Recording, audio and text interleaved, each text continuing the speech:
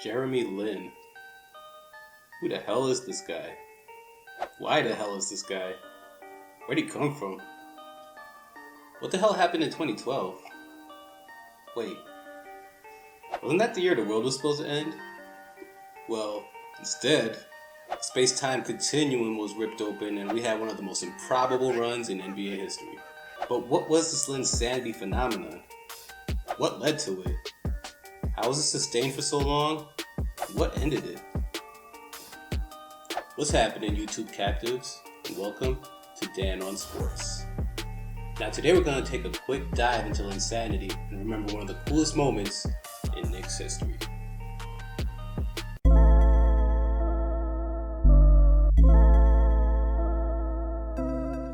Lin was born into a basketball household where his father pushed him and his brothers to hoop it up in Cali.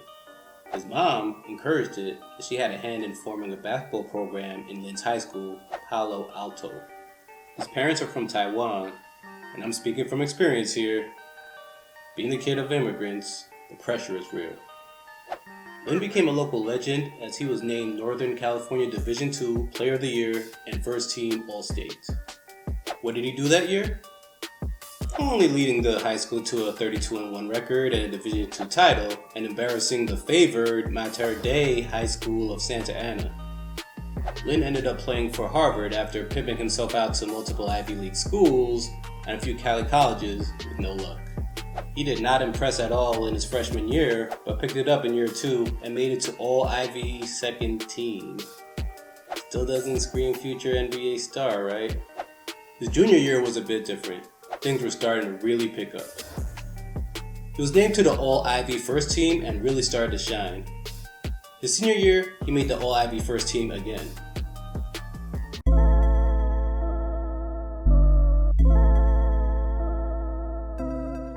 All that was cool and all, but most scouts and coaches didn't think he was physically built for the NBA.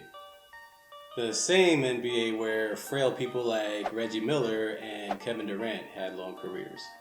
So no team drafted him in the 2010 NBA draft. He'd have to make it in the hard way. So off to the summer league he went, when known genius and well-known madman Don Nelson invited him to play with the Mavericks. That was officially his end. He signed with the Golden State Warriors and went on to be the starter for the next decade, winning 5 championships. Nah, just kidding. He hardly got any playing time, backing up some fellows named Steph Curry and Monte Ellis, who you may or may not have heard about. Lin was largely ineffective in Golden State and was subsequently waived. He was claimed off waivers by the Houston Rockets, but again, backing up some lesser-known folks like Goran Dragic and Kyle Lowry, whoever they are.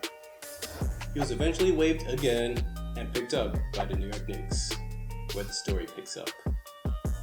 When Lin joined the Knicks, the plan was for him to be buried deep in their roster. Lin was most likely set to only see playing time in blowouts. Now hey, these are the Knicks. The Knicks are known to botch guard management, so an opportunity is to be had. Mike Bibby wasn't Mike Bibby from Sacramento, and Baron Davis was injured at the time. And little did anyone know how hard Lin was actually working to improve his game, staying longer than everyone in practice, bulking up, and studying film like he was a Manning. All he needed was an opportunity. And luckily, D'Antoni, as always, was in a hot seat and needed to shake things up. This was where Linsanity was born. So let's take a deep breath and go over the games.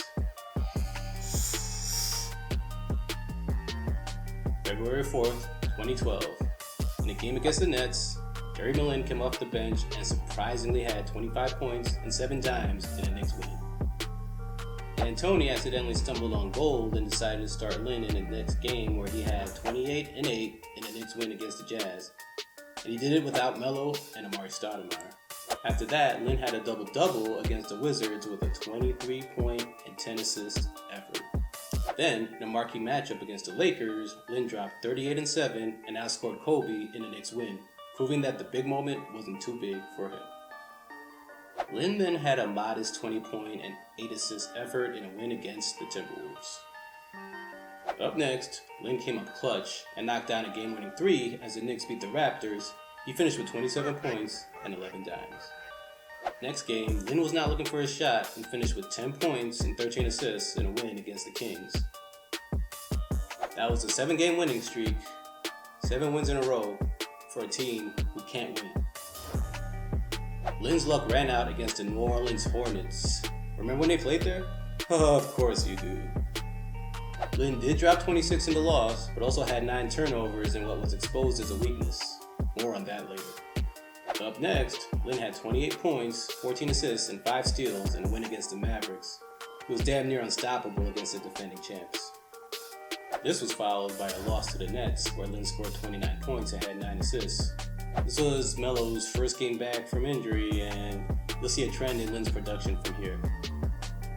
The Knicks then handled the Hawks, and Lin scored 19 points with 9 assists. Up next, the Knicks played Miami, and their 3 players that were alright. Some might even say the 3 was big. The Heat gave Lin the attention that you give girls streaming on Twitch, and thoroughly shut him down. Lin finished with 8 points. He shot 1 for 11 and turned the ball over 8 times. But his light was still shining bright, and the whole league took notice. He even made the Rising Stars Challenge. He went into the All-Star break averaging 22 points and 9 assists in his starts. He was the talk of the NBA, gaining fans, selling merch, gaining followers, bagging chicks. Well, not sure about that last part, but I'm assuming. What made Lin so effective during his run was his ability to run D'Antoni's pick-and-roll offense better than any other guard on the Knicks. Unfortunately for Lin, D'Antoni would resign after a rough patch of games. Enter Mike Woodson. Pause. Although Woodson was a solid coach, he emphasized the pick and roll a lot less, and Lin was fitting into the offense the way you fit in at the cool kids parties. Oh, and also Melo thrived more in Woodson's ISO-heavy offense. Everything was going through him again if it wasn't already. Lin's numbers plummeted. In late March, he was shut down for the year after a meniscus tear was discovered. The Knicks did make the playoffs as the 7th seed, but the Heat made quick work of them in a gentleman's sweep that was far from gentlemanly. The Knicks wanted the restricted free agent back on the team, but the Houston Rockets tried feeding them a poison pill, and they said nah. So with that, Lin's run with the Knicks was over. He was up and down with the Rockets and was eventually traded to the Lakers in 2014. In 2015, he signed with the Hornets, who were back in Charlotte, and it was becoming obvious at this point that he was a serviceable backup at best. Lin then signed with the Brooklyn Nets and suffered through an injury-plagued run before he was traded to the Hawks in 2018 and was later waived. Once he cleared waivers, he signed with the Raptors and reached the mountaintop, although he didn't play well or much. Well, who cares when you win a ring, right? Lin became the first Asian American to win an NBA title. That was pretty much the end of his NBA career, and he ended up going back and forth between playing overseas and playing in the G League. As of the recording of this video, he's still playing overseas.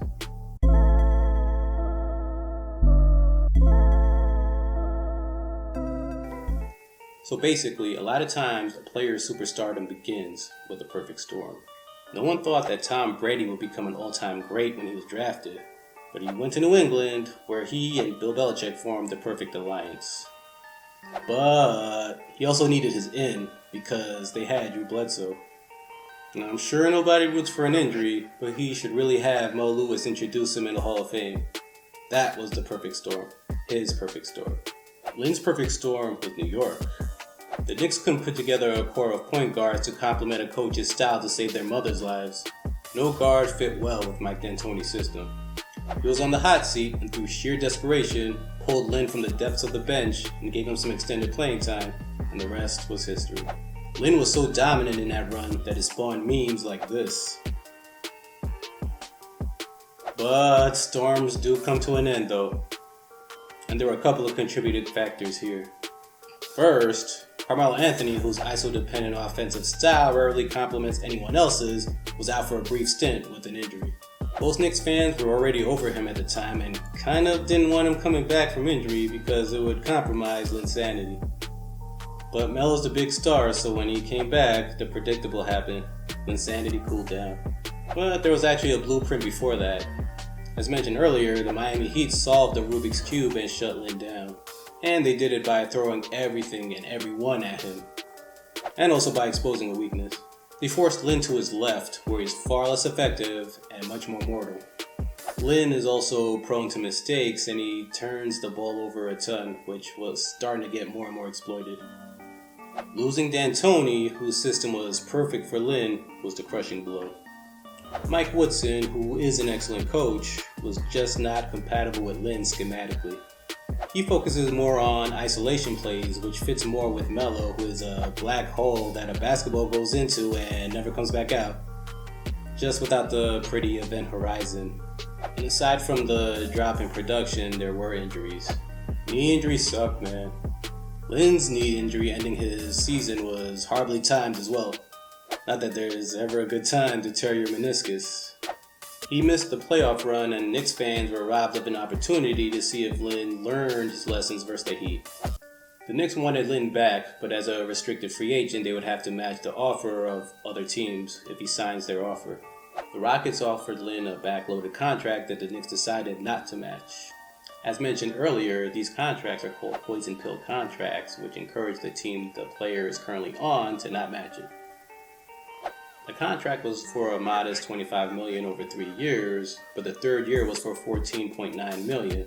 The Knicks would have to pay over $35 million in luxury tax penalties for the third year of Lin's contract. I don't know about you, but I would have said hell nah too. In this case, the poison pill worked, and it failed because now Houston was stuck with the bad contract they created.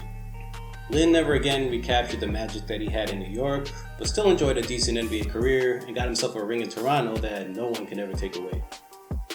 Linsanity was such a fleeting moment.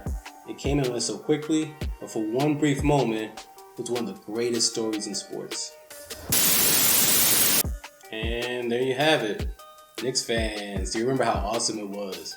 And how robbed you felt when it went away so quickly? NBA fans, do you find it fascinating even though it's happening for the Knicks? Let me know in the comments. Don't forget to satiate the ever so hungry algorithm monster and like, share, subscribe, and blah blah blah. Give me a shout on social medias. So until next time, you're dismissed. Peace.